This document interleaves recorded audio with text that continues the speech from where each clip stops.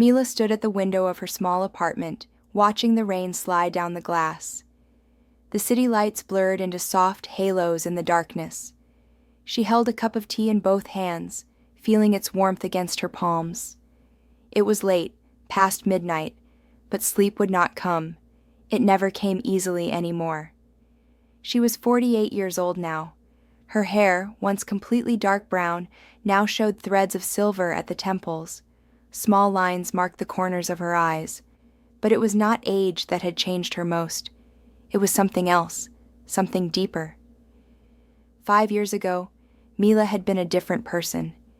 She had been Dr. Mila Kovac, one of the leading seismologists in the country. She had worked at the National Earthquake Research Center. Her days had been filled with data, with graphs and charts, with the complex mathematics of predicting when the Earth might move. She had loved her work. She had believed in it. Then came the day that changed everything. It had been a Tuesday in March. Mila remembered the date perfectly. March 14th. She remembered what she had eaten for breakfast that morning. She remembered the blue shirt she had been wearing. She remembered everything about that day, even though she wished she could forget. The warning signs had been subtle. Small tremors in the region, changes in groundwater levels, unusual animal behavior. Mila and her team had analyzed the data carefully. They had run their models, checked their calculations. The risk seemed moderate, not high. Not high enough to issue a major warning. Not high enough to evacuate the city. They had been wrong. The earthquake struck at 2:37 in the afternoon. Magnitude 7.8. The city of Riverside, home to 300,000 people, was devastated. Buildings collapsed. Roads split open. The destruction was massive. 643 people died. Mila had not been in Riverside when it happened. She had been in her office 70 miles away when the first reports came through. She watched the news coverage with growing horror.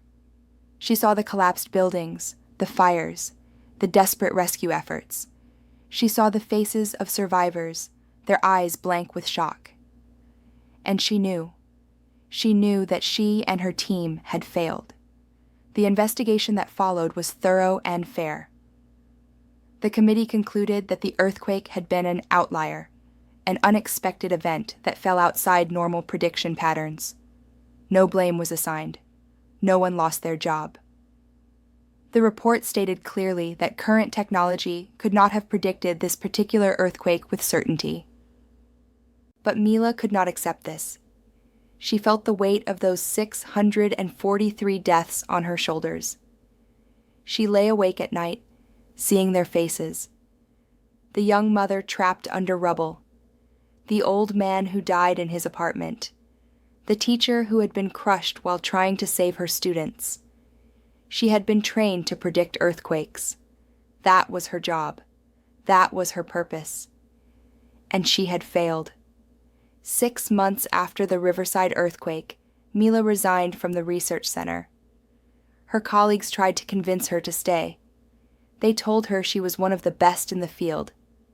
They said the earthquake was not her fault, but their words could not reach her. The guilt was too deep, too heavy. She left the city and moved to Millbrook, a small town 300 miles away. She needed distance. She needed quiet.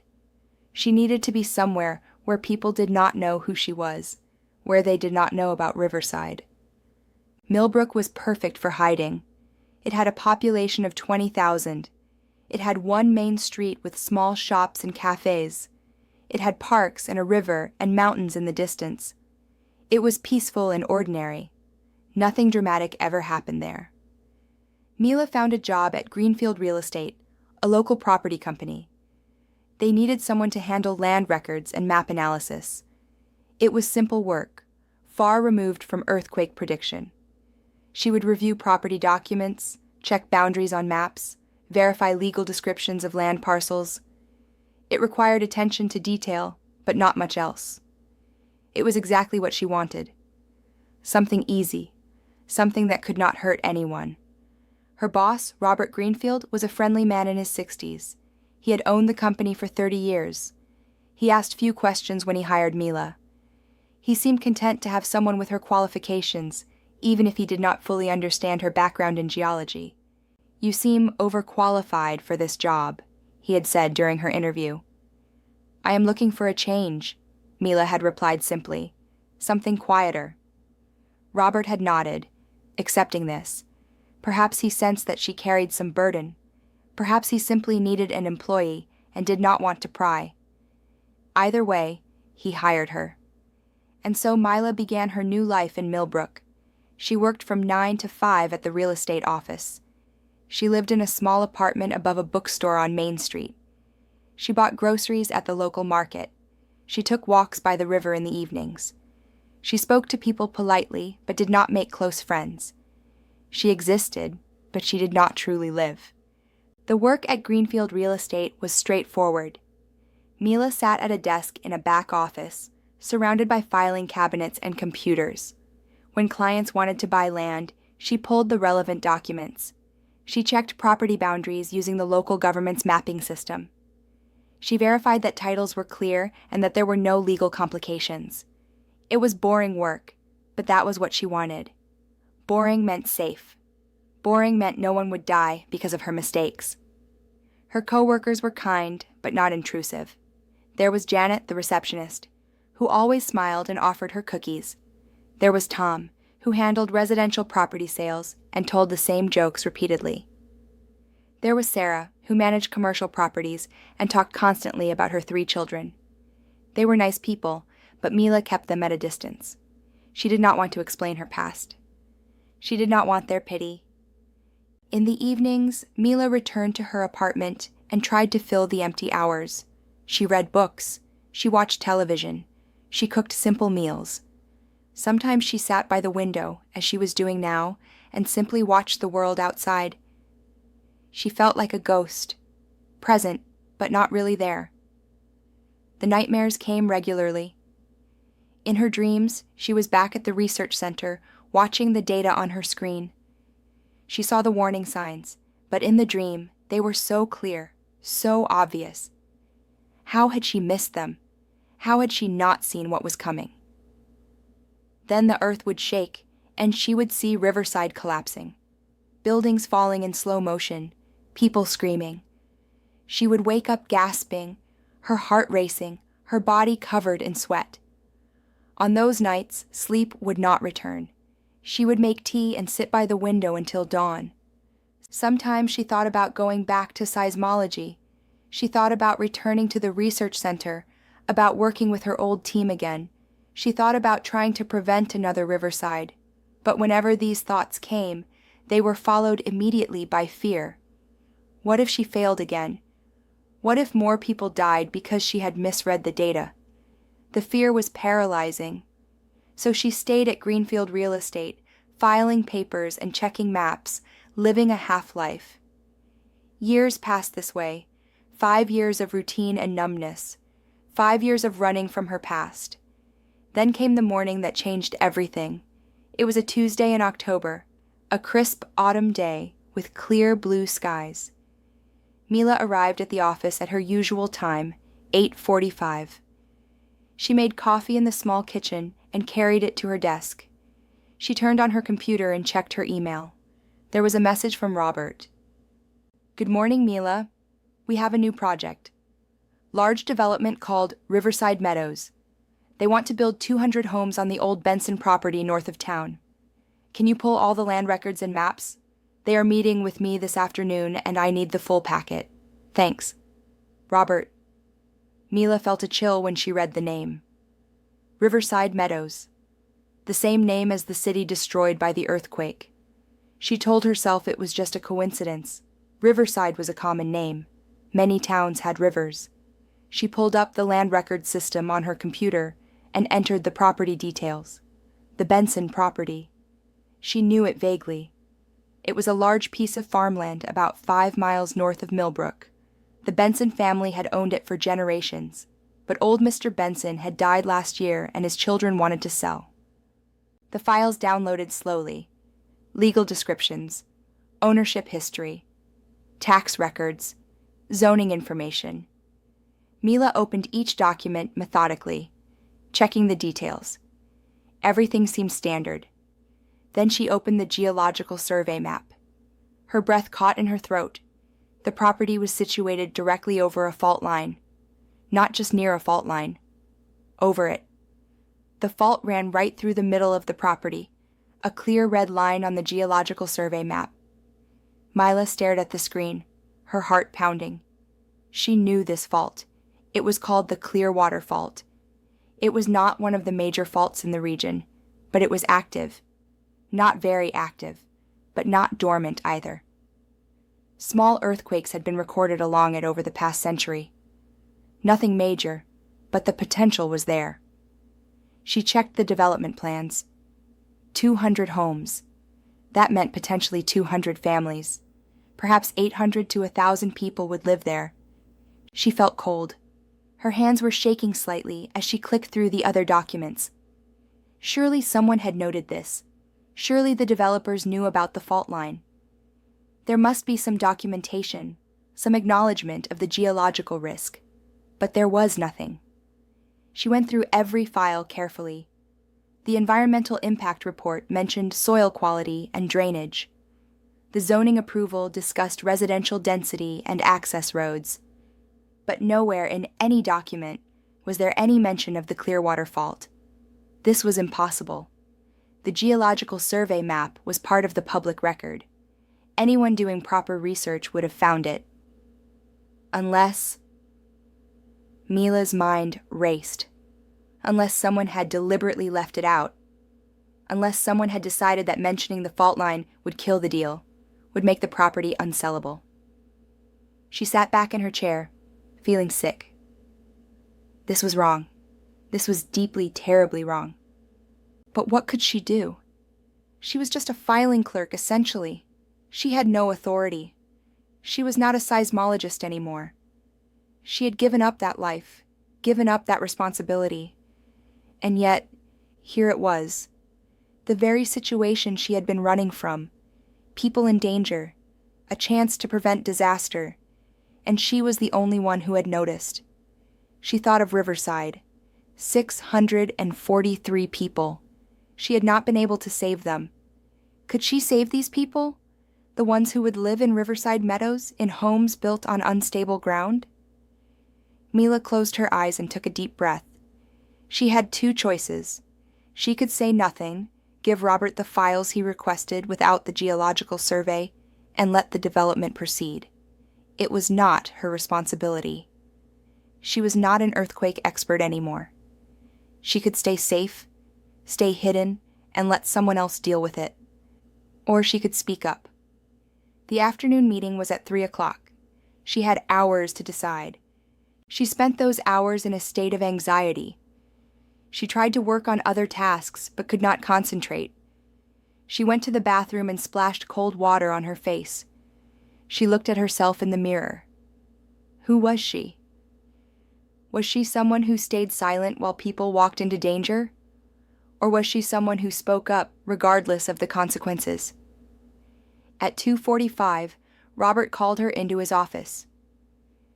"Do you have those files for me?" he asked pleasantly. He was a large man with a round face and always wore colorful ties. Today's was bright orange with small golf clubs on it. "Yes," Mila said. Her voice sounded strange to her own ears. "But there is something you need to know." Robert looked up from his computer. "Oh?" Mila placed the printed documents on his desk. On top, she put the geological survey map with the fault line clearly visible. "The property is on a fault line," she said. "An active fault line." Robert frowned at the map. "A fault line? Like for earthquakes?" "Yes." He studied the map for a moment, then shrugged. "Well, we get small earthquakes around here sometimes." "Nothing serious." "This fault has the potential for larger events," Mila said carefully. "Building on it carries risk." "How much risk?" Robert asked. This was the difficult question. Mila had not practiced seismology in 5 years. She did not have access to current data. She could not run probability models. But she knew enough, remembered enough, to know that building homes directly on a fault line was dangerous. "I cannot give you exact numbers," she said honestly. "But in my professional opinion, this is not a safe location for residential development." Robert looked at her curiously. "Your professional opinion?" "You are a land records clerk, Mila." "I was a seismologist before I came here," she said quietly. "I worked at the National Earthquake Research Center for 15 years. Robert's eyebrows rose. "A seismologist? Really? Why did you not mention this before?" "It was not relevant to my job here," Mila said. "But it is relevant now." Robert leaned back in his chair, thinking. "The developers are coming in 30 minutes. This is a big deal for them, Mila. 200 homes. It is worth millions. If I tell them they cannot build because of a fault line..." "People could die," Mila said. Her voice was stronger now. "If there is an earthquake, if those homes are damaged or destroyed, people could die." "But you said yourself you cannot give exact numbers. You do not know for certain that there will be an earthquake." "No one can know that for certain," Mila said. "That is the nature of seismology, but the risk is real." Robert was silent for a long moment. Then he sighed. "Look, Mila, I appreciate you bringing this to my attention. I really do. But this is complicated. The developers have invested a lot in this project. They have approvals from the county. They have financing in place. If I raise this issue now, at this stage, it could kill the whole thing." "Then it should be killed," Mila said. Robert shook his head. "I am not sure it is that simple. Let me think about this. Let me talk to the developers, see what they say." "Will you show them the geological survey?" Mila asked. "I will mention it," Robert said vaguely. "Let me handle this my way, okay?" Mila wanted to argue, but she could see it would do no good. Robert was a businessman, not a scientist. He did not understand the danger, or perhaps he did not want to understand. She returned to her desk feeling frustrated and anxious. At 3 o'clock, the developers arrived. Mila watched from her office as Robert greeted them. There were 3 men in expensive suits and a woman carrying a tablet computer. They all looked professional and confident. They were here to make money. The meeting lasted 2 hours. Mila tried to focus on her work, but kept glancing at Robert's closed office door. She wondered what they were discussing. Was Robert showing them the fault line? Were they taking it seriously? At 5:15, the developers left. They were smiling and shaking hands with Robert. This did not look like a meeting where a project had been canceled. Robert came to Mila's desk after they left. "They are moving forward with the development," he said. Mila felt her stomach drop. "Did you tell them about the fault line?" "I mentioned it," Robert said. "They said their engineers are aware of the geological conditions and have designed the homes accordingly.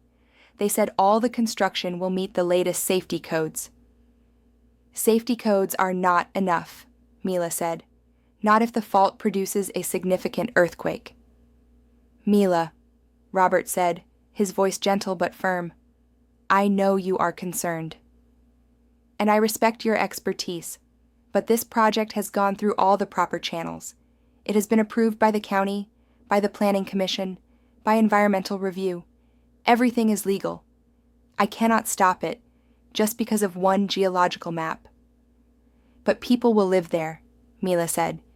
"Families, children. And they will live in homes built to the highest safety standards," Robert said. "I understand you are worried, but we have to trust that the system works, that the experts have done their jobs." Mila wanted to laugh at this, but it would have been bitter. Trust the experts? She had been an expert. She had failed. But this was different, she told herself. This was not about predicting an earthquake. This was about not building homes in a dangerous location in the first place. This was about prevention. "I cannot be part of this," Mila said quietly. Robert frowned. What do you mean? I cannot help with this project. I cannot process these files knowing what I know. Robert sighed. Mila, please do not make this difficult. I need you to do your job. My job is to check land records and verify legal documents, Mila said. It is not to help build homes that could kill people. Robert's expression hardened slightly.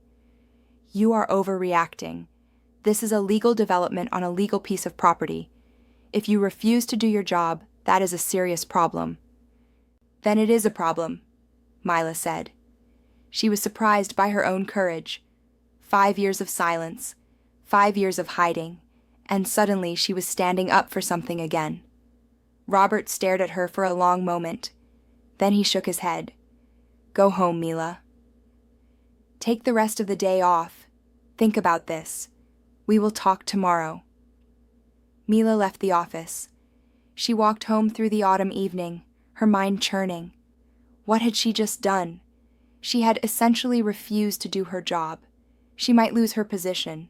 She might have to leave Millbrook, find another town, start over again. But at least she would not be complicit in building homes on a fault line. That night, she barely slept. She kept seeing 2 images in her mind. First, the collapsed buildings of Riverside, the city destroyed by the earthquake she had not predicted. Second, a vision of the future. New homes in Riverside meadows, neat rows of houses with green lawns and white fences. And then the earth moving, the ground splitting, those homes collapsing just like the buildings in Riverside. She could not let it happen again. By morning, she had made her decision. If the official channels would not stop this development, she would have to work outside them. She called in sick to work. Then she drove to the county offices. The County Land Records Department was located in the old courthouse building downtown. Mila had been there before to research property files for the real estate office. She knew the clerks, knew the system. She spent 3 hours going through files. She pulled everything related to the Riverside Meadows development: planning documents, zoning approvals, environmental reports, engineering studies. She photocopied everything, spending her own money on the copies. The clerk at the counter gave her a curious look, but said nothing. When she had all the documents, she went to the county library and requested access to their geological database. This was public information, available to anyone who knew where to look.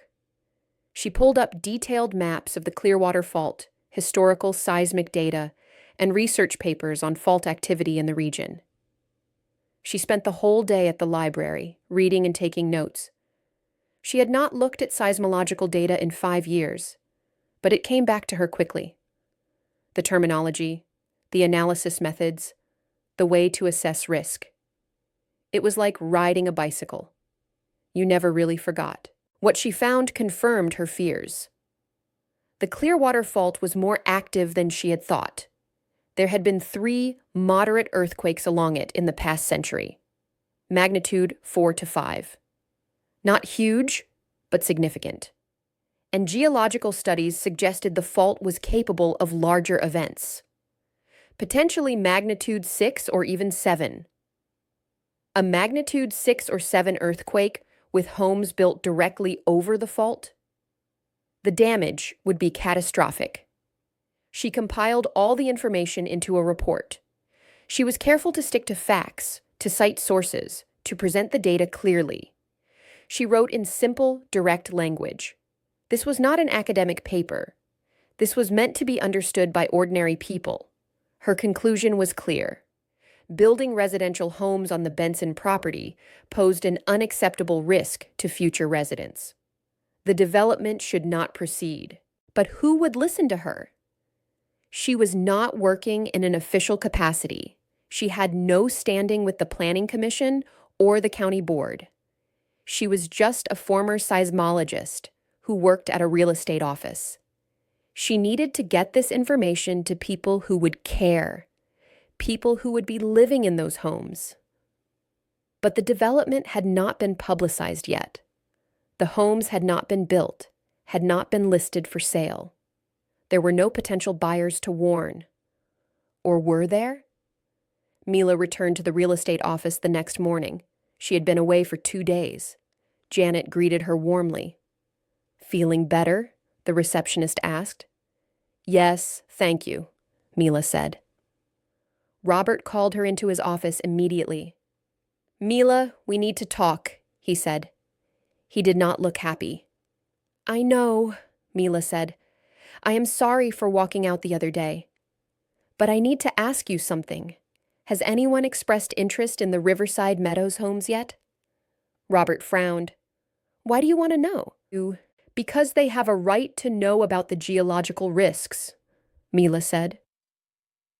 "Mila," Robert said, his voice careful, "I am going to say this as clearly as I can.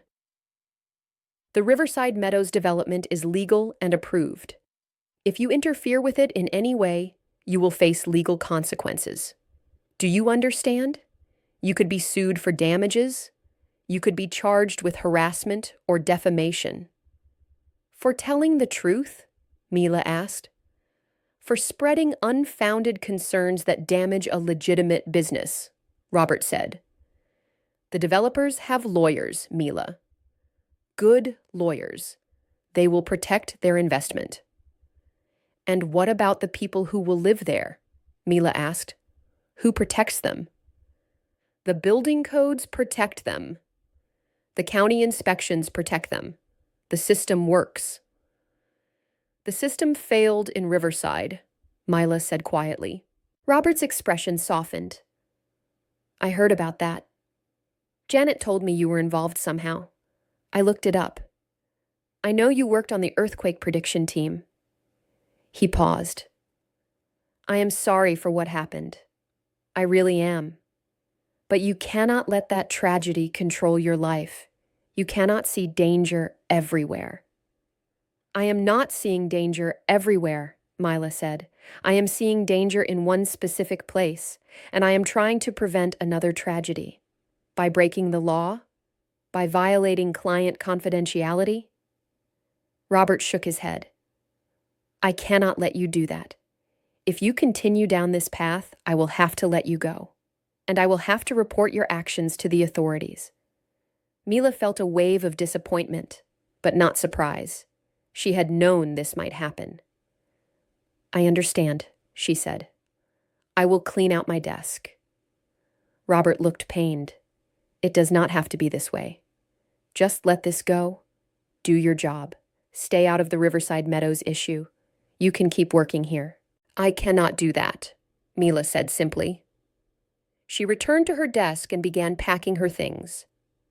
There was not much: a few books, a coffee mug, some pens. 5 years of her life reduced to a small cardboard box. Her co-workers watched her with confused, sympathetic expressions. Janet came over and hugged her. "I do not know what is going on," the receptionist said, "but I am sorry. You are a good person, Mila." "Thank you," Mila said, fighting back tears. She carried the box out to her car. She drove back to her apartment and set the box on her kitchen table. She sat down and looked at it. She had just lost her job.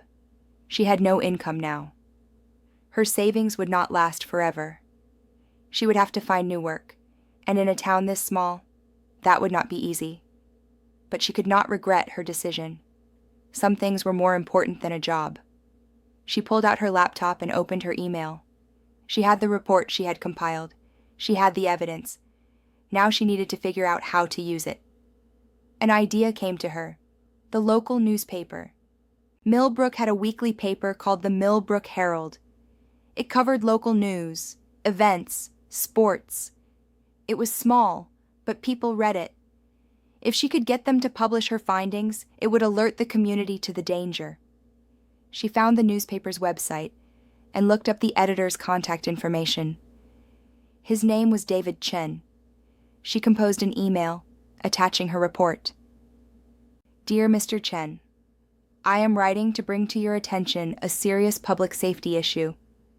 A new residential development called Riverside Meadows is planned for construction on the Benson property north of town. My research shows that this property sits directly on an active fault line, posing significant earthquake risk to future residents. The developers and county officials appear to be aware of this geological feature, but have not disclosed it to the public. I have compiled a detailed report with supporting evidence. I believe this is a story the Millbrook community needs to hear. Please contact me if you are interested in investigating this further. Sincerely, Dr. Mila Kovac. She hit send before she could second-guess herself. Then she waited. 2 days passed with no response. Mila spent the time updating her resume and searching for job listings. There was not much available in Millbrook. She might have to move again, find another small town where she could disappear. On the 3rd day, her phone rang. Unknown number. "Hello?" she answered. "Is this Dr. Kovac?" a man's voice asked. "Yes. This is David Chen from the Millbrook Herald. I got your email about the Riverside Meadows development." Mila's heart began to race. "Yes? I would like to meet with you. Can you come to my office this afternoon?" "Of course," Mila said. The newspaper office was in a small building on Main Street, above a hardware store. Mila climbed the narrow stairs and found a cluttered room filled with desks and computers. David Chen was a young man, probably in his early 30s, with black hair and glasses. He looked tired but alert. "Dr. Kovac," he said, shaking her hand. "Thank you for coming." "Please, sit down." Mila sat in a chair across from his desk.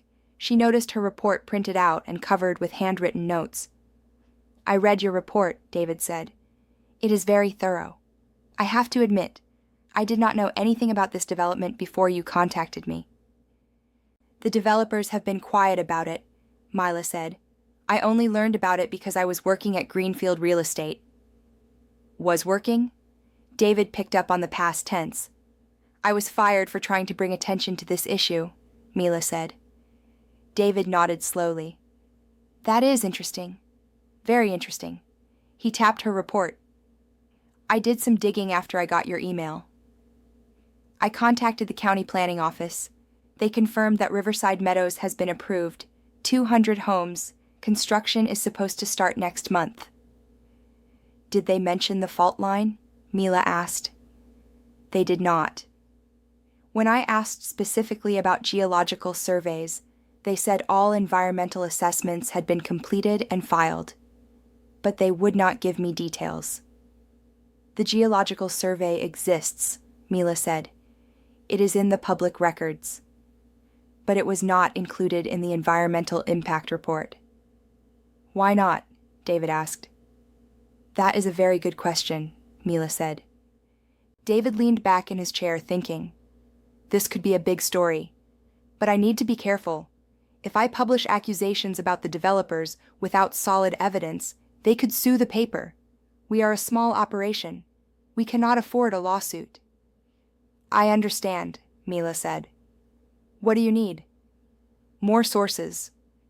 I need to talk to someone at the county planning office on the record. I need to get a statement from the developers. I need to have a structural engineer look at your findings and give an opinion. I need to build a case that will stand up." "How long will that take?" Mila asked. "A few weeks, probably, maybe a month.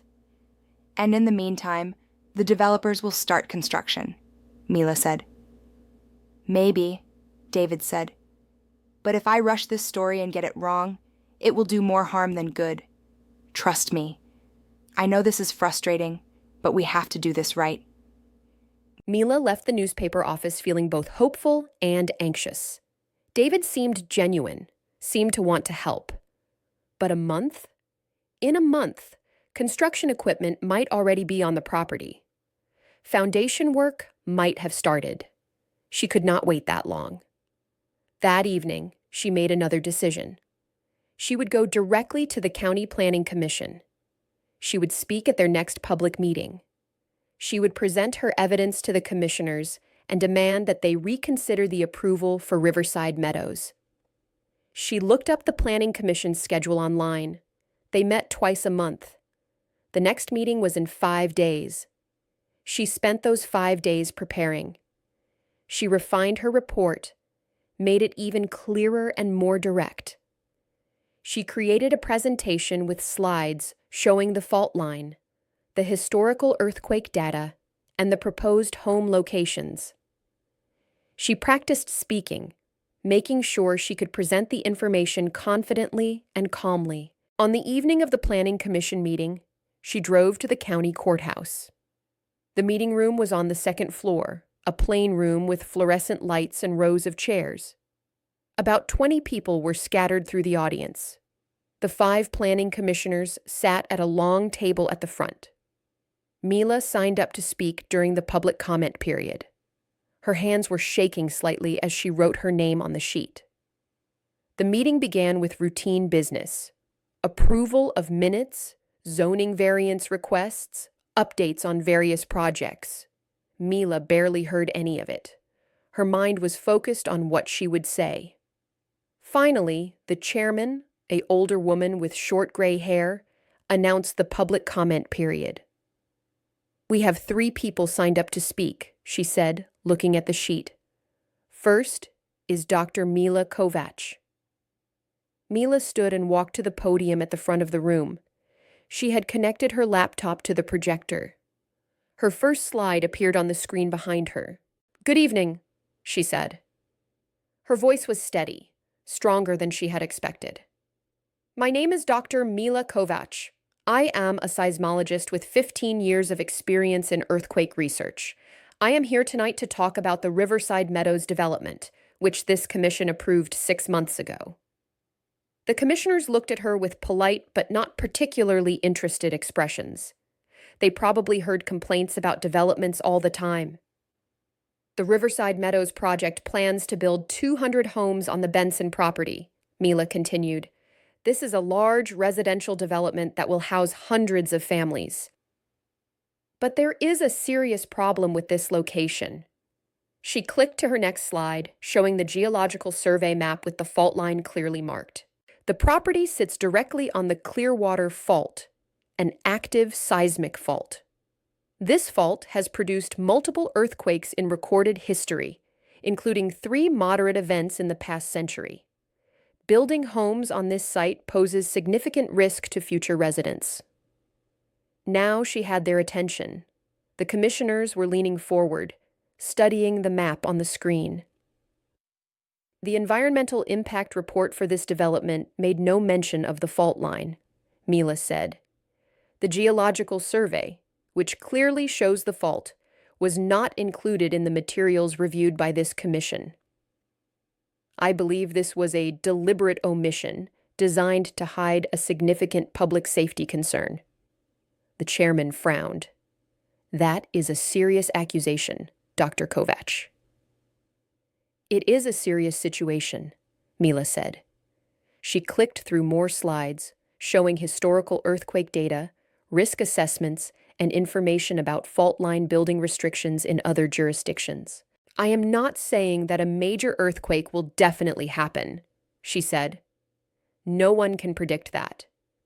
But the risk is real and substantial.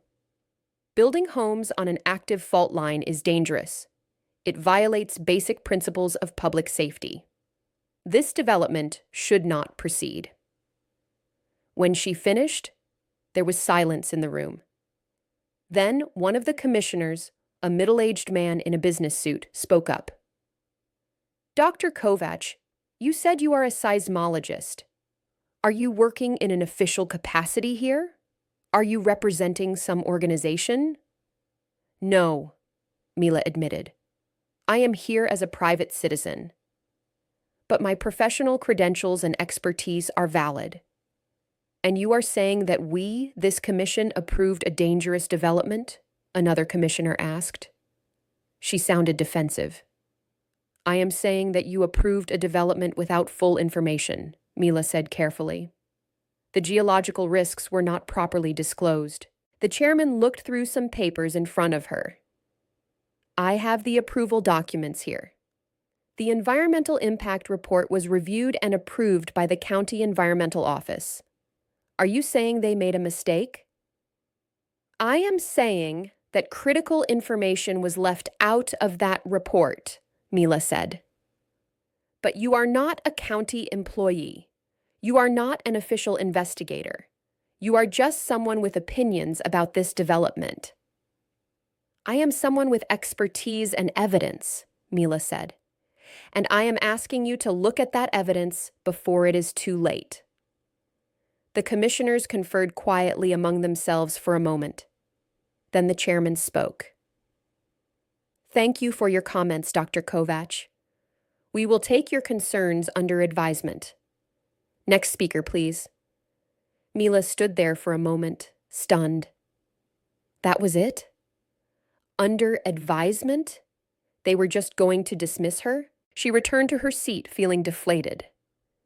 The next two speakers talked about completely different issues, something about a proposed gas station location.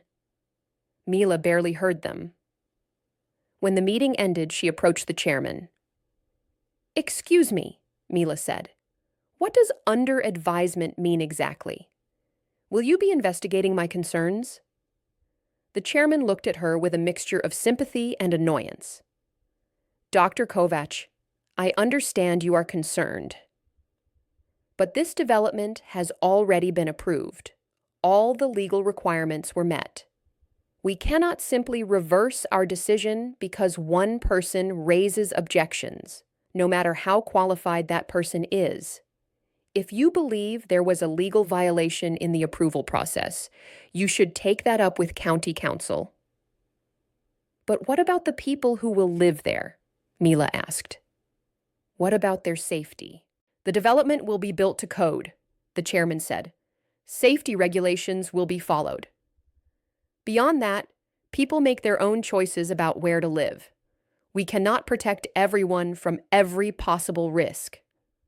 She walked away before Mila could respond, joining the other commissioners as they left the room.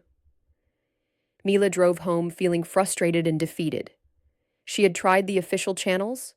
She had spoken to the Planning Commission, presented her evidence, made her case, and they had brushed her off. But she could not give up. Not yet. The next day, she received a call from David Chen. I heard you spoke at the Planning Commission meeting last night, he said. News travels fast in a small town, Mila said. One of the commissioners called me this morning. She wanted to know if the Herald was planning to write about Riverside Meadows. I think your presentation rattled them. They did not seem rattled, Mila said. They seemed dismissive. In public, yes, but if they are calling newspapers, they are worried. This is good. It means your evidence is credible enough to concern them. So what happens now? Mila asked. I am still working on my story, David said. I have been trying to get comments from the developers, but they are not returning my calls. I also contacted a structural engineer who agreed to review your findings. If he supports your conclusions, that will add credibility to the story. When will the story run? Mila asked. Next week, hopefully. I want to have everything solid before I publish. Next week. That seemed so far away. But what choice did she have? She had no other options at this point. Thank you for pursuing this, Mila said. Thank you for bringing it to my attention, David said. This is important. If you are right about this fault line, we could be looking at a disaster waiting to happen. After they hung up, Mila sat in her apartment and thought about what to do next. She had no job, no income. Her savings would only last a few more months. She should be looking for work, figuring out her next move. But instead, she opened her laptop and searched for information about the developers of Riverside Meadows. The company was called Cornerstone Development Group. They were based in the state capital, about 100 miles away. They specialized in large residential projects, master-planned communities with hundreds of homes. She found their website and read about their other developments: Sunset Hills, Meadowbrook Estates, Willow Creek Village. All sounded peaceful and idyllic. The websites showed photos of happy families, neat homes with perfect lawns, children playing in parks. Would Riverside Meadows look like that? Would families move in thinking they had found a safe, comfortable place to live? And then one day, would the earth shake and the ground split and those perfect homes collapse? She thought of the children. She thought of families gathering for dinner, kids doing homework, people sleeping peacefully in their beds. She thought of them in danger, unaware of the fault line beneath their homes. She could not let it happen. But what more could she do? She had reported to the Planning Commission. She had contacted the newspaper. She had compiled evidence. She had lost her job over this. What else was left? An idea came to her, born of desperation. If she could not stop the development through official channels, maybe she could make it public. Maybe she could find the people who were planning to buy homes in Riverside Meadows and warn them directly. But how? The homes were not built yet. They were not listed for sale. She had no way to know who might be interested in buying them. Unless she thought about real estate offices, other real estate offices in the area. They would be the ones showing properties to potential buyers. They would be the ones who might know if anyone was interested in the Riverside Meadows development. It was a long shot, but it was something. The next morning, Mila drove to Sterling Heights, a larger town about 20 miles from Millbrook. It had several real estate offices on its main street. She walked into the first one, a large office with big windows and professional-looking agents at desks. "Can I help you?" the receptionist asked. "I am looking for information about a new development called Riverside Meadows," Mila said, "near Millbrook." "Oh, yes," the receptionist said, brightening. "We just got information about that last week. Very exciting project. 200 new homes.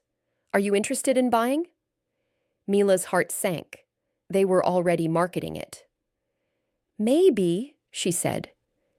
"Can you tell me more about it?" The receptionist pulled out a glossy brochure and handed it to Mila. On the cover was an artist's rendering of the development. Beautiful homes, wide streets, green parks. "Riverside Meadows, your dream home awaits." "Construction starts next month," the receptionist said. "Homes will be ready for occupancy in about 18 months. Prices range from $300,000 to $500,000. Very reasonable for new construction." "Are many people interested?" Mila asked.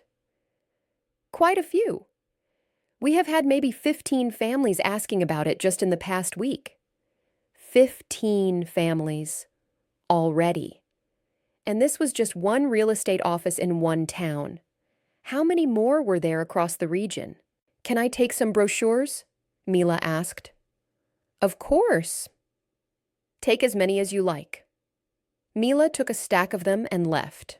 She sat in her car and looked at the brochure.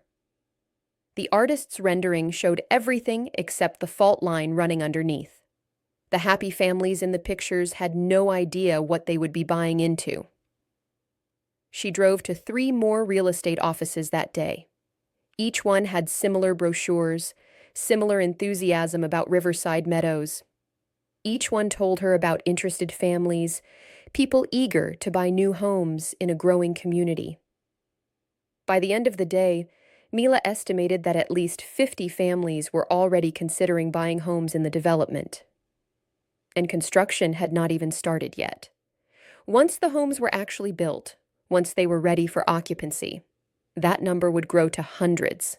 She had to do something. That evening, she made a decision that she knew was risky, possibly illegal. She would create her own informational pamphlet about Riverside Meadows. She would explain the geological risks in simple, clear language. She would include maps showing the fault line. And she would distribute it to every real estate office in the area, to every place where people might learn about the development. She worked on it for 2 days, writing and rewriting until the language was perfect. She wanted to be factual, not alarmist. She wanted to give people information, not frighten them. But she also wanted to be clear about the danger. The pamphlet read, "Important information about Riverside Meadows development.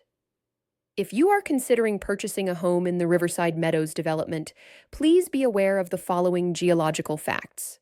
The property is located directly on the Clearwater Fault, an active seismic fault line.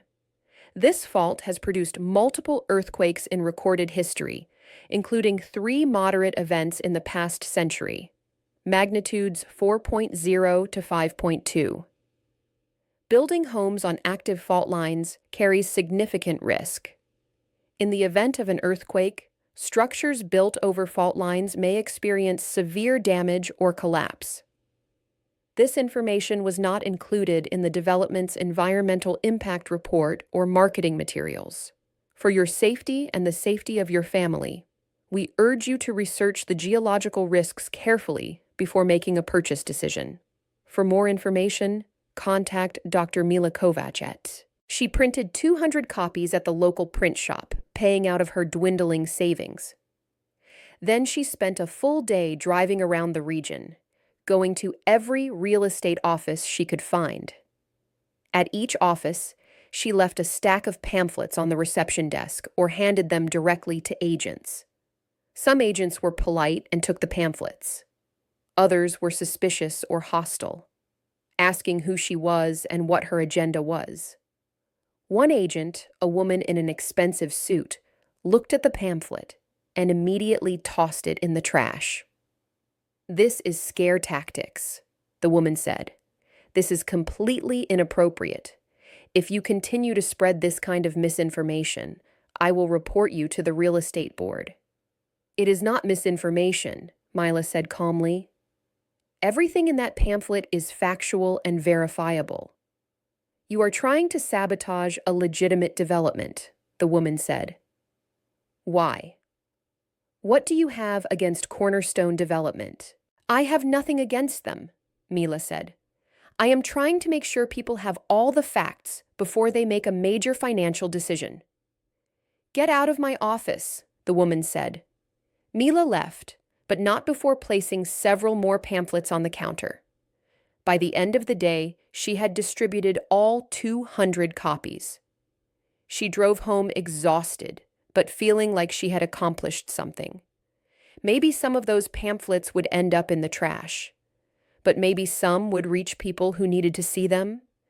Maybe some families would think twice before buying into Riverside Meadows. That evening, she got an angry call from Robert Greenfield. "What do you think you are doing?" he demanded. "I just got calls from 3 different real estate offices saying you are spreading negative information about Riverside Meadows." "I am spreading accurate information," Mila said. "You are interfering with a business transaction." "This is completely unethical, and it might be illegal." "What is unethical is selling homes to families without telling them about geological hazards," Mila said. "You lost your job over this, Mila. You threw away a stable position, and now you are burning every bridge in the industry. No one will hire you after this. Do you understand that?" "Yes," Mila said quietly. "I understand." Robert sighed. "I do not get it. Why are you doing this? What do you hope to accomplish?" "I hope to save lives," Mila said simply. Robert was silent for a moment. Then he said, more gently, "I know Riverside haunts you. I know you feel responsible for what happened there. But you cannot save the world, Mila. You cannot prevent every tragedy. Sometimes bad things happen, and there is nothing anyone could have done. But sometimes there is something we can do," Mila said. "And when there is, we have to try." After the call ended, Mila checked her email. She had 3 new messages, all from people who had seen her pamphlet.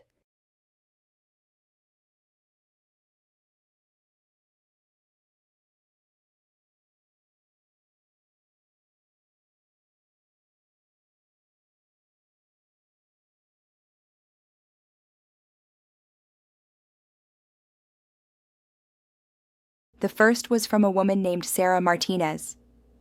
"Thank you for this information. My husband and I were seriously considering buying in Riverside Meadows. We had no idea about the fault line. We will definitely think more carefully now." The second was from a man named Tom Preston. "Is this information really accurate? Can you provide sources? I want to believe you, but I need to verify this before I make any decisions." The third was from an angry buyer. "How dare you try to scare people away from buying homes? You are probably working for a competing development. This is disgusting." Mila replied to each email.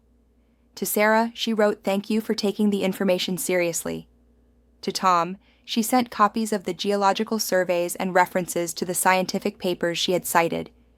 To the angry buyer, she simply explained that she had no financial interest in any development and was acting purely out of concern for public safety.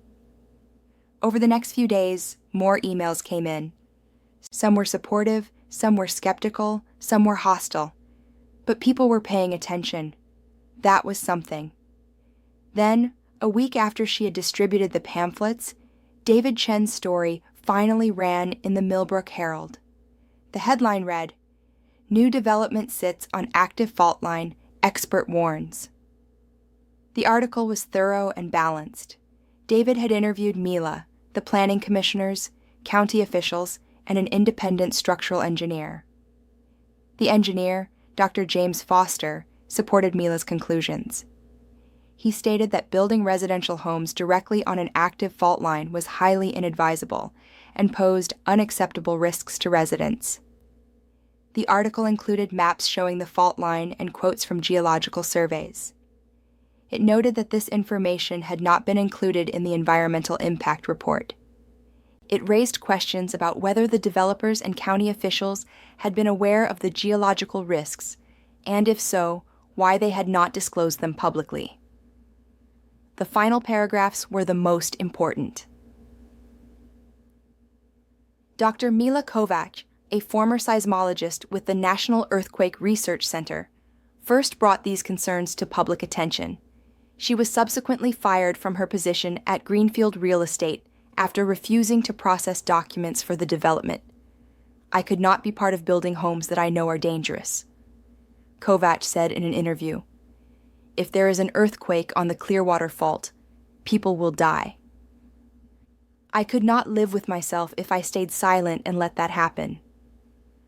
Cornerstone Development Group, the company behind Riverside Meadows, did not respond to multiple requests for comment. County planning officials said they are reviewing the situation, but declined to say whether the approval for the development might be reconsidered. Construction on Riverside Meadows is currently scheduled to begin in 2 weeks. Mila read the article 3 times. It was good. It was fair. It presented the facts clearly. This would make people pay attention. And indeed, people did pay attention. Within hours of the article's publication, Mila received dozens of emails. Local news websites picked up the story. A regional television station called and asked if she would be willing to be interviewed. "Yes," Mila said without hesitation. "Absolutely yes." The interview was scheduled for the next afternoon at the television station's studio in Sterling Heights. Mila dressed carefully, choosing a simple blue blouse and dark pants. Professional but not overly formal. She wanted to look credible, trustworthy. The reporter was a young woman named Jennifer Woods. She was friendly and professional, putting Mila at ease before the cameras started rolling. "Just relax and speak naturally," Jennifer said. "Tell people what you told me about the fault line and why this concerns you." When the cameras started, Mila found that she was surprisingly calm. This was like presenting at an academic conference. She knew her material. She believed in what she was saying. Jennifer asked about the Clearwater Fault, about the risks, about why the geological information had not been disclosed. Mila answered clearly and directly. She avoided technical jargon, explaining everything in terms anyone could understand. "A fault line is like a crack in the Earth's crust," she said. "When pressure builds up along that crack, the Earth moves. That is an earthquake. The Clearwater Fault is active, which means it is capable of producing earthquakes. Building homes right on top of it means those homes will be in the most dangerous zone if an earthquake occurs. How likely is an earthquake? Jennifer asked. I cannot give you exact odds, Mila said honestly. No one can predict earthquakes with that kind of precision. But based on historical data, there is a significant risk, significant enough that I believe building residential homes there is irresponsible. You lost your job over this issue, Jennifer said. Why was it worth it to you? Mila thought about how to answer this. She could mention Riverside, explain her past, tell the emotional story of why this mattered so much to her. But that might sound like she was motivated by personal trauma rather than professional concern. It was worth it because people's lives are at stake. She said simply, if I stayed silent and something happened, I could never forgive myself. Some things are more important than keeping a job. The interview aired that evening on the 6 o'clock news. Mila watched it in her apartment, alone. She barely recognized herself on screen. She looked serious, credible, professional. She sounded certain and confident. Maybe this would make a difference. The response was immediate and overwhelming. Her email inbox filled up with messages. Some were from potential buyers thanking her for the information. Some were from other seismologists and geologists offering support and validation of her conclusions. Some were from journalists asking for interviews, and some were from lawyers. The first legal letter arrived by email the next morning. It was from a law firm representing Cornerstone Development Group. The letter accused Mila of defamation, interference with business relations, and intentional infliction of economic harm. It demanded that she immediately cease making any public statements about Riverside Meadows and issue a public retraction of her claims. If she failed to comply, the letter stated, Cornerstone would pursue legal action seeking damages in excess of $1 million. Mila read the letter with a sinking feeling in her stomach. $1 million. She had maybe $15,000 in savings. She could never afford that kind of judgment. She could lose everything. But she could not stop now. She showed the letter to David Chen when he called later that morning. They are trying to intimidate you, David said. This is standard practice. Big companies threatening to sue anyone who speaks out against them. It is called a SLAPP suit. Strategic Lawsuit Against Public Participation. Can they really sue me? Mila asked. They can file a lawsuit, yes. Whether they would win is another question. Truth is a defense against defamation. If everything you have said is accurate and based on evidence, they have no case. But defending a lawsuit costs money, Mila said. Even if I win, I could be ruined financially. That is the whole point of a SLAPP suit, David said. They are not trying to win. They are trying to make you too scared to keep talking. What should I do? Mila asked. Keep talking, David said. Do not let them silence you. And consider getting a lawyer of your own. There are organizations that help people in situations like this. Let me make some calls. David was true to his word. That afternoon, he connected Mila with a legal aid organization that specialized in defending First Amendment rights. The lawyer, a woman named Rebecca Torres, agreed to represent Mila pro bono. These intimidation tactics make me angry, Rebecca said when they spoke on the phone. Big corporations think they can bully private citizens into silence. We are going to fight this. With Rebecca's help, Mila drafted a response to Cornerstone's letter. The response stated that Mila stood by her statements, that all her claims were based on factual evidence and professional expertise, and that she had no intention of ceasing her efforts to inform the public about geological risks. The letter concluded by noting that if Cornerstone proceeded with a lawsuit, Mila's defense would include extensive discovery about what the company knew about the fault line and when they knew it. That should make them think twice, Rebecca said. If this goes to court, a lot of uncomfortable information could come out. They probably do not want that. But the legal threat from Cornerstone was not the only challenge Mila faced. A few days after the television interview, she received a visit from a county code enforcement officer.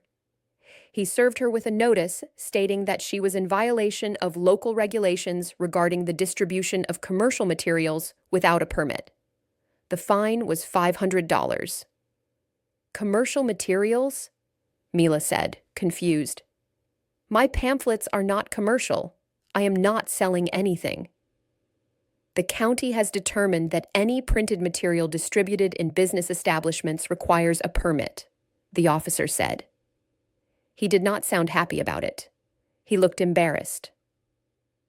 I am just doing my job, ma'am. This was clearly retaliation. The county officials were trying to punish her for speaking out. But what could she do? She could not afford to fight every fine and legal threat that came her way. Rebecca Torres advised her to pay the fine but document everything. This is all going to come out eventually, the lawyer said. The more they harass you, the worse they look. Mila paid the fine, using money she could barely afford to spend. The harassment continued in other forms. Someone spray-painted LIAR on the wall outside her apartment building. She received anonymous threatening phone calls telling her to stop spreading lies or she would regret it. Her car was vandalized, the tires slashed. The police were sympathetic but said there was little they could do without evidence of who was responsible. Mila became afraid to go out at night. She started checking over her shoulder constantly. She felt the weight of isolation.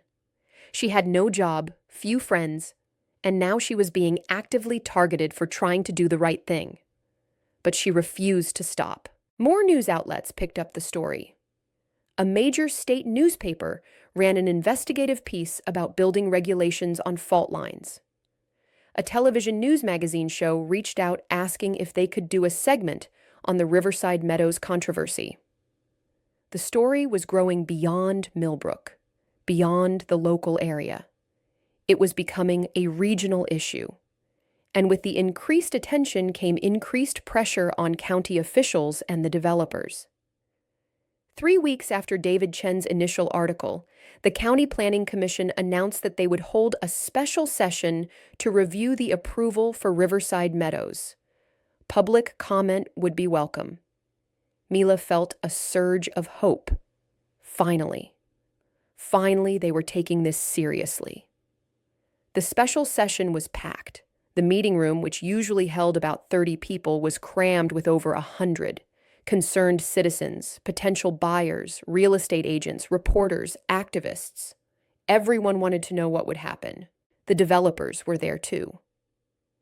Mila recognized the CEO of Cornerstone Development, a man named Richard Blackwell.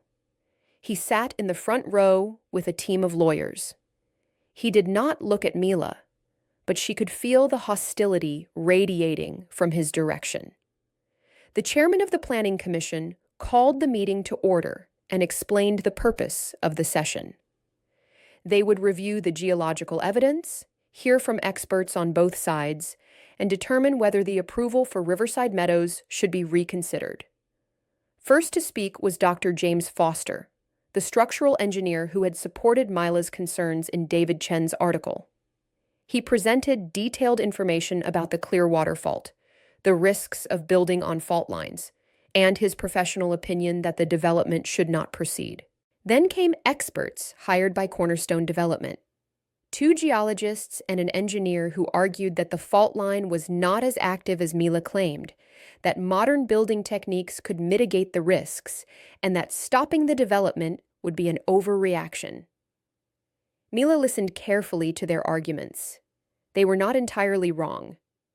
Modern engineering could indeed make buildings more earthquake-resistant, but they were downplaying the risks, emphasizing the low probability of a major earthquake while ignoring the catastrophic consequences if one did occur. Then it was Mila's turn to speak. She approached the podium feeling nervous but determined. She had prepared carefully for this moment. "Members of the commission," she began, "I want to address some of the arguments you have just heard." Yes, it is true that modern building codes can make structures more resistant to earthquakes, but earthquake resistant is not earthquake proof. No building can withstand being built directly on a fault line that ruptures during an earthquake.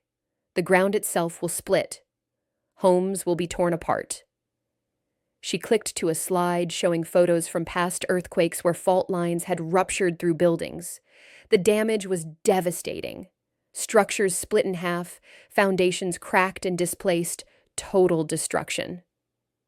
The experts hired by Cornerstone have emphasized that a major earthquake is unlikely, Mila continued. But unlikely is not impossible. There is a real risk. And we are talking about 200 homes, potentially 1,000 people, including children. Is the economic benefit of this development worth risking their lives? She paused and looked at each commissioner in turn. I know you have been under pressure from the developers, from real estate interests, from people who want to see this project move forward. But I am asking you to think about the families who would live in these homes. Think about them sitting down to dinner, children doing their homework, people sleeping in their beds. And then think about the earth moving, the ground splitting, those homes collapsing. Can you approve this development knowing that could happen? She clicked to her final slide. It was not data or a chart. It was a simple question in large letters. What price are we willing to pay for economic development? I am not asking you to halt all development in this region, Mila said. I am not demanding impossible standards. I am simply asking you not to build homes on an active fault line. Move the development to a safer location. It is that simple. Please, do not let this go forward. When she sat down, there was silence in the room. Then someone in the audience began to clap.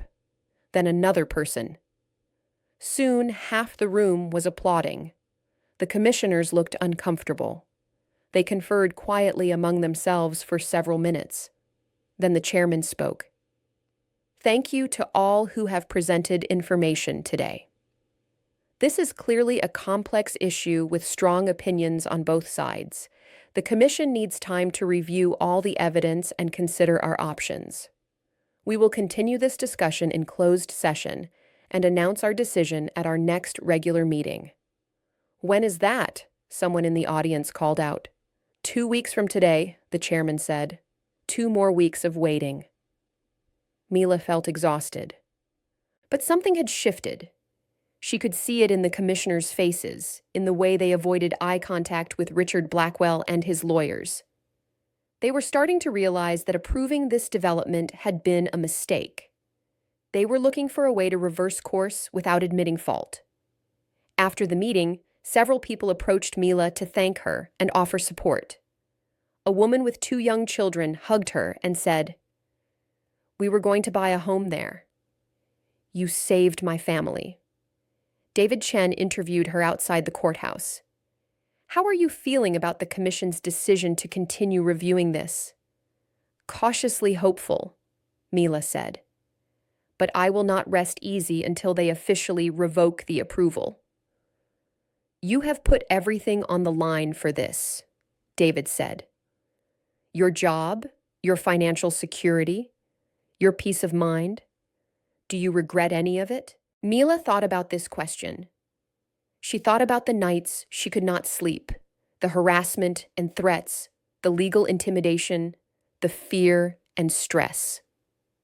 She thought about her ruined career in seismology, her quiet life in Millbrook shattered. And then she thought about the families who would not buy homes on a fault line, the children who would not be put in danger, the disaster that would be prevented. No, she said. I do not regret it. The 2 weeks that followed were among the most difficult of Mila's life. The waiting was excruciating. Every day she wondered if the commission would do the right thing. Cornerstone Development ramped up their own campaign. They took out ads in local newspapers, arguing that halting the development would cost jobs and hurt the local economy. They organized a rally in support of the project, bringing in construction workers and local business owners who would benefit from the development. Richard Blackwell gave interviews claiming that Mila was a disgraced scientist with a personal agenda, that her concerns were overblown, that she was costing hard-working people their livelihoods. The attacks were personal and painful. But Mila did not respond publicly. Rebecca Torres advised her to stay quiet and let the facts speak for themselves. "Do not get into a mudslinging match," the lawyer said. "You have the moral high ground. Keep it." Finally, the night of the commission meeting arrived. Once again, the room was packed. Once again, Mila sat in the audience, her heart pounding. The commissioners filed in and took their seats. The chairman looked serious and tired. "We have spent the past 2 weeks reviewing all the evidence regarding Riverside Meadows," she began. "We have consulted with independent geologists and seismologists. We have reviewed historical earthquake data. We have considered the legal, ethical, and public safety implications of this development." She paused. The room was completely silent. "After careful consideration, this commission has voted to revoke the approval for the Riverside Meadows development, effective immediately." The room erupted. Some people cheered and applauded. Others shouted in anger. Richard Blackwell stood up, his face red, and began arguing with the commissioners. Security guards had to escort him out. Mila sat in her chair, feeling a wave of relief so intense it made her dizzy. They had done it. The development was stopped. David Chen was at her side immediately. "You won," he said, grinning. "You actually won." "We won," Mila corrected. This was not just me. It was everyone who spoke up, but she knew that without her initial actions, none of this would have happened. If she had stayed silent, if she had kept her job and said nothing, 200 homes would be built on a fault line right now. Families would be moving in, unaware of the danger beneath them. Instead, they were safe. The aftermath of the commission's decision was chaotic. Cornerstone Development filed a lawsuit against the county, claiming financial damages from the revoked approval. The lawsuit would drag on for months, maybe years. But the homes would not be built. That was what mattered. In the days following the decision, Mila's life slowly began to change. The harassment stopped. The threats ended.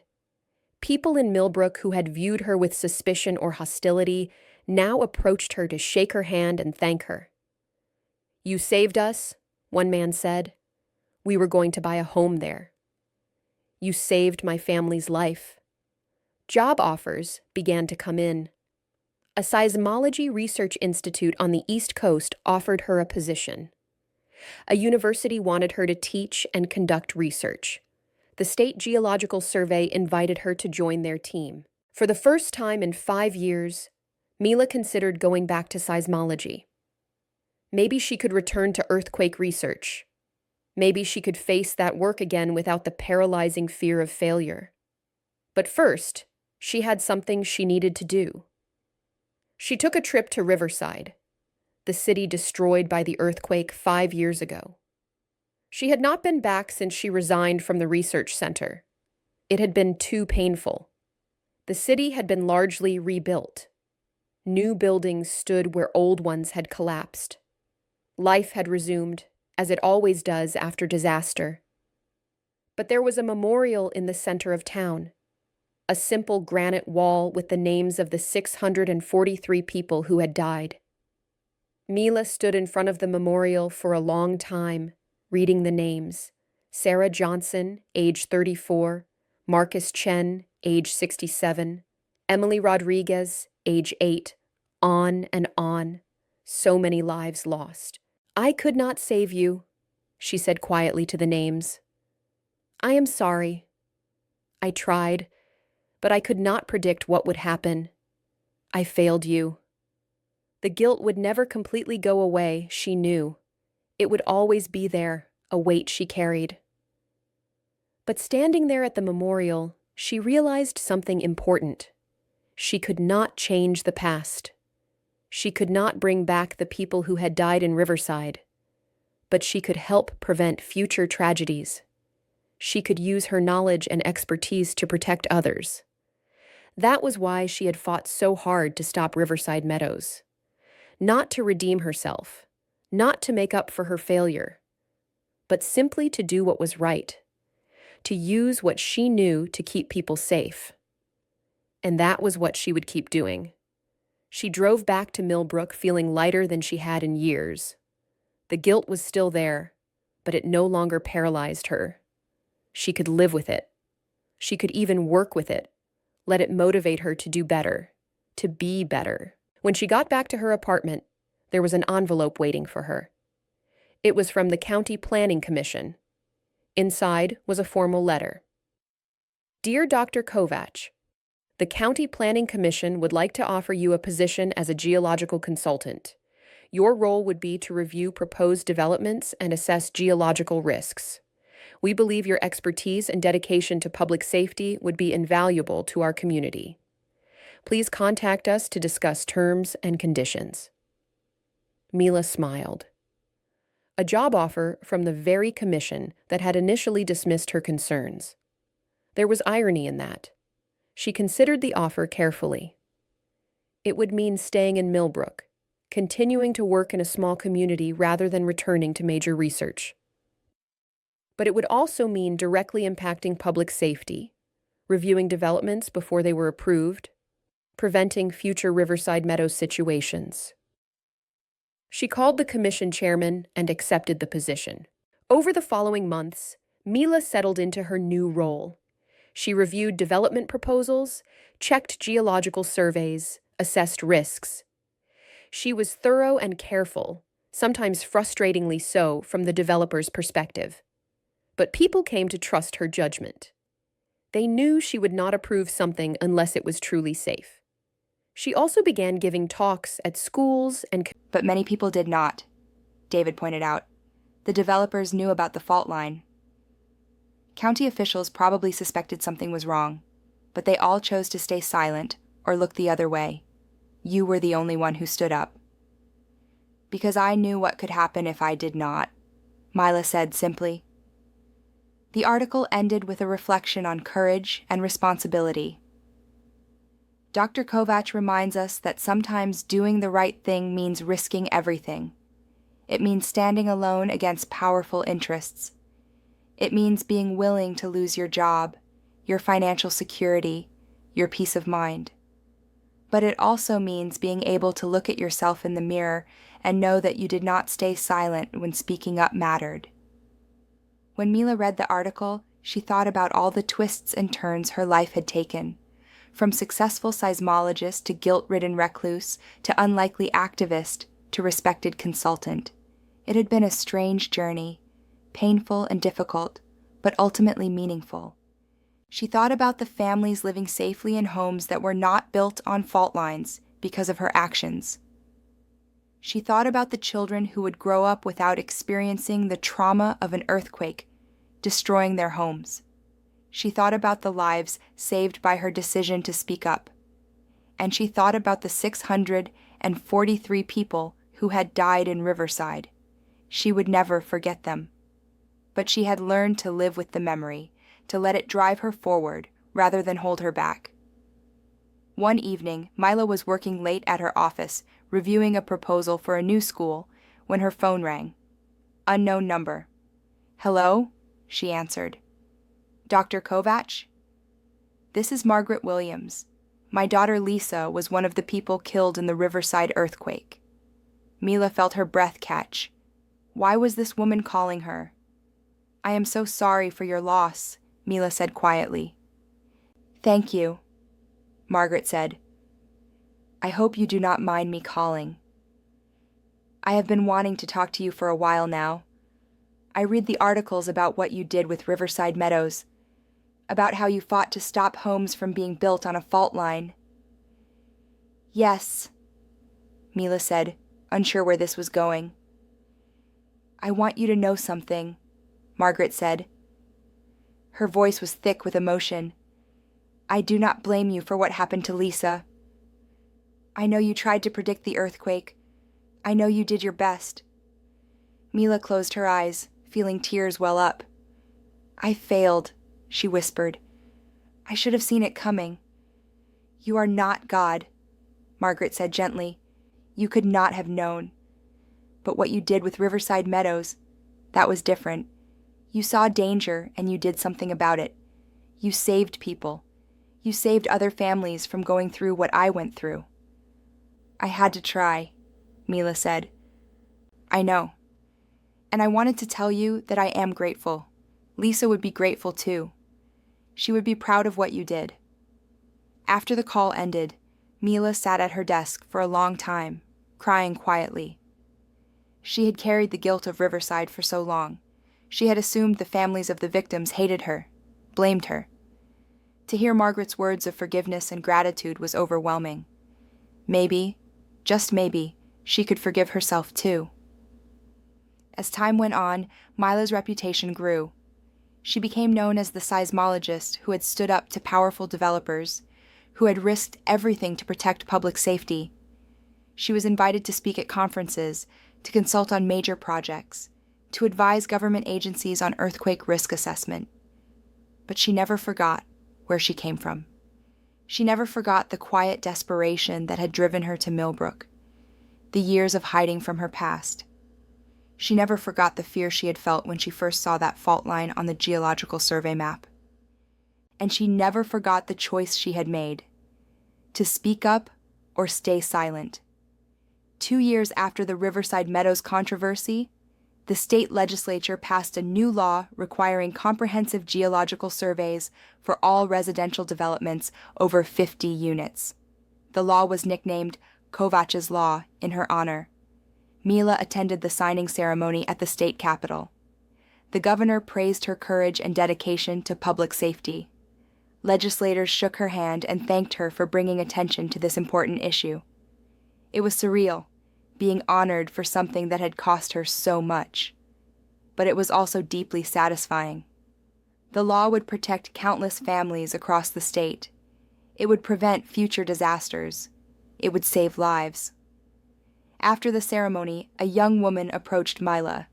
She looked to be in her 20s, with dark hair and serious eyes. Dr. Kovach?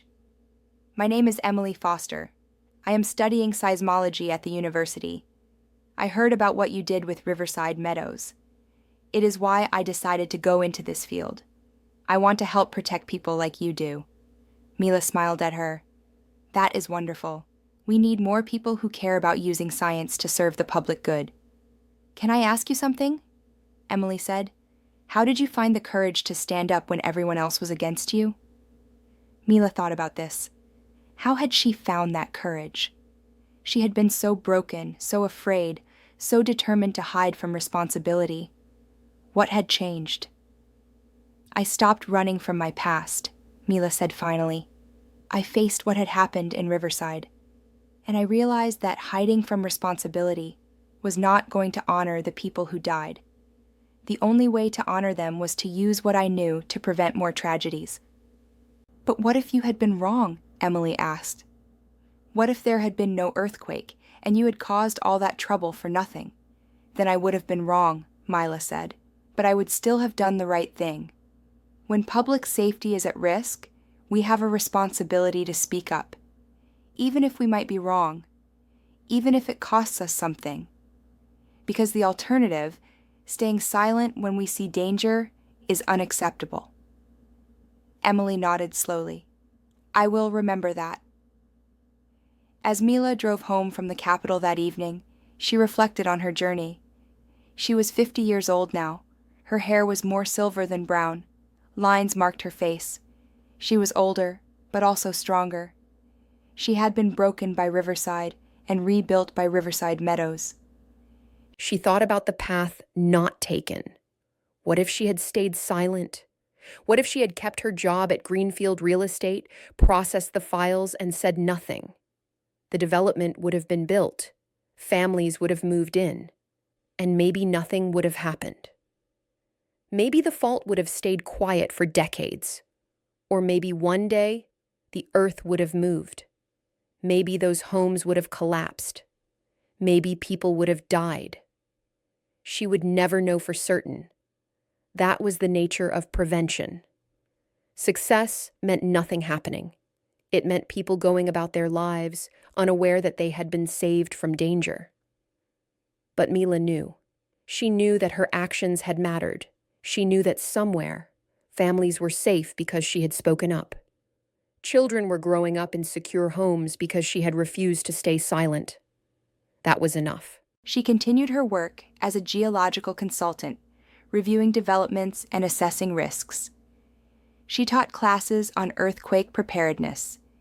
She mentored young scientists like Emily Foster, who wanted to use their expertise to serve the public good.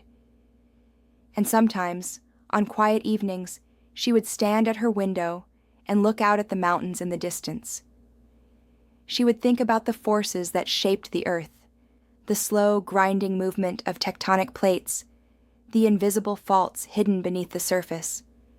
She had learned that the earth was unpredictable. You could not control it. You could not predict it with certainty. You could only respect it, understand it as best you could, and make choices that minimized harm. That was all anyone could do. Understand the risks, speak the truth, and act with integrity even when it was difficult. She had failed once. She had been unable to predict the Riverside earthquake. 643 people had died. That failure would always be with her. But she had also succeeded. She had stopped homes from being built on a fault line. She had saved lives. She had made a difference. In the end, that was what heroism meant. Not being perfect, not never failing, but choosing to act when action was needed, speaking up when speaking up was hard, standing for what was right even when you stood alone. Mila Kovac had done that. She had been broken by tragedy and remade by purpose. She had lost a job and found a calling. She had been silent and learned to speak. She was 50 years old, and she had finally become the person she was meant to be. Not the person who predicted earthquakes, not the person who prevented disasters before they happened, but the person who tried, who cared, who refused to stay silent when people were in danger. That was enough. That was everything. And so Mila continued her work day by day, protecting the people of her community. She reviewed geological surveys. She assessed risks. She spoke up when she saw danger. She did not always win. Some developments proceeded despite her concerns. Some risks could not be eliminated completely, but she never stopped trying. She never stopped caring. She never stopped speaking the truth as she understood it, because she had learned the most important lesson of her life, that doing the right thing was not about being certain or being perfect. It was about being willing to act, to speak, to stand up, even when you were afraid, even when you might fail, even when you stood alone. And that lesson, born in the ashes of Riverside and forged in the battle over Riverside Meadows, was the foundation of her new life. A life of purpose, a life of meaning, a life of quiet heroism. 5 years later, Mila stood on a stage at the National Earthquake Conference, addressing a packed auditorium. She was giving the keynote speech about the importance of geological considerations in development planning. As she spoke, she noticed a familiar face in the audience, Margaret Williams, the mother who had called her years ago. Their eyes met, and Margaret smiled and nodded. After the speech, they talked in the hallway. "I come to these conferences now," Margaret explained. "I volunteer with a group that advocates for better earthquake preparedness and safer building practices. I do it in Lisa's memory." "She would be proud of you," Mila said. "And she would be proud of you too," Margaret replied. "You have helped so many families. You have probably saved hundreds of lives over the years." "I am just doing my job," Mila said. "No," Margaret said firmly. "You are doing much more than that. You are living with integrity. You are using your knowledge to serve others. You are making the world safer. That is not just a job. That is a calling. After Margaret left, Mila returned to the conference and spent the day talking with other seismologists, sharing research, discussing challenges. These were her people. This was her community. She had found her way back to the field she loved, but on new terms. She was no longer driven by fear of failure. She was driven by commitment to service. That evening, she received an email from Emily Foster, the young woman who had approached her at the law signing ceremony years ago. Emily was graduating with her PhD in seismology and had accepted a position with the State Geological Survey. "Thank you for inspiring me," Emily wrote. "I want you to know that you changed my life. You showed me what it means to be a scientist who serves the public good. I hope I can live up to your example." Mila wrote back, "You do not need to live up to my example. You need to find your own path, your own voice. But never forget that our work is not just about data and predictions. It is about people. It is about using what we know to keep them safe. That is the most important thing." She closed her laptop and looked around the hotel room. Tomorrow she would fly home to Millbrook. She would return to her office, review more proposals, assess more risks. It was ordinary work in many ways, but it was also important work, essential work, and she was good at it. She thought about the long journey that had brought her here. From the heights of success at the research center to the depths of despair after Riverside. From hiding in a small town to standing up against powerful interests. From losing everything to finding what truly mattered. It had not been an easy journey. There had been pain and fear and loss. There had been moments when she had wanted to give up, to run away, to hide. But she had not given up. She had not run away. She had found the courage to face her past, to acknowledge her failure, and then to move forward anyway. And in doing so, she had discovered something important, that heroism was not about being fearless. It was about acting despite fear. It was about choosing to do the right thing even when it cost you something. It was about standing up for others even when no one stood with you. She had been tested and had passed the test, not perfectly, not without struggle, but she had passed, and now she would continue the work, day by day, project by project, life by life. She would keep speaking up. She would keep assessing risks. She would keep trying to make the world a little safer, because that was her calling. That was her purpose. That was who she had become. Dr. Mila Kovac, former seismologist, geological consultant, advocate for public safety, and though she never used the word herself, a hero. Not because she was special or extraordinary, not because she had superhuman abilities or never made mistakes, but because when it mattered, when people were in danger, when no one else would speak up, she had found the courage to act. And in the end, that was all heroism ever was.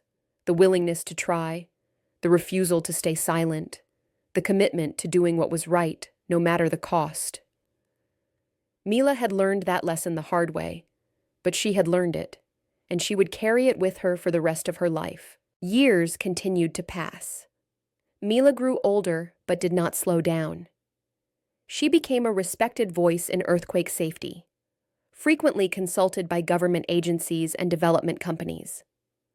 Her reputation ensured that people listened when she spoke. But she never forgot where she had come from. She never forgot the fear and guilt that had nearly destroyed her. She never forgot the choice she had made to speak up instead of staying silent. And she never forgot the people she had saved. Sometimes she would drive past the old Benson property, the land where Riverside Meadows would have been built. It was still empty, still undeveloped. The county had eventually purchased it and turned it into a nature preserve. She would stop her car and look at the land, imagining what could have been. 200 homes, hundreds of families, children playing in yards, people living their lives, unaware of the fault line beneath them. And then perhaps the earth moving, the ground splitting, the homes collapsing. But it had not happened. Those homes were never built. Those families lived somewhere else, somewhere safer. Those children grew up without experiencing that trauma because she had spoken up, because she had refused to stay silent, because she had been willing to risk everything to do what was right. That was enough. That was everything. Mila Kovac had found her redemption, not by erasing her failure, but by choosing to act differently when given another chance. She had transformed her guilt into purpose, her fear into courage, her silence into a voice that saved lives. She had become a hero, not through grand gestures or dramatic acts, but through the quiet persistence of doing what was right, day after day, year after year after year, regardless of the cost. And in doing so, she had taught others that heroism was not about being perfect or fearless. It was about being willing to stand up when standing up was hard. It was about using whatever knowledge and skills you had to protect others. It was about choosing integrity over comfort, truth over silence, action over apathy. These were lessons that would outlive her, passed on to people like Emily Foster and countless others who would carry them forward into the future. And that legacy, more than any award or recognition, was what mattered most to Mila. She had failed once. She had succeeded once. She would continue trying for as long as she lived. That was the definition of heroism she had learned, written not in dramatic moments, but in everyday choices. Not in perfection, but in persistence, not in fearlessness, but in the courage to act despite fear. She was Dr. Mila Kovac, a woman who had been broken and rebuilt, who had hidden and then stood up, who had stayed silent and then found her voice. And she would never be silent again. If this story touched you, don't forget to like, comment, and subscribe. We'd love to hear what inspired you the most. And where in the world are you watching from? Let us know below.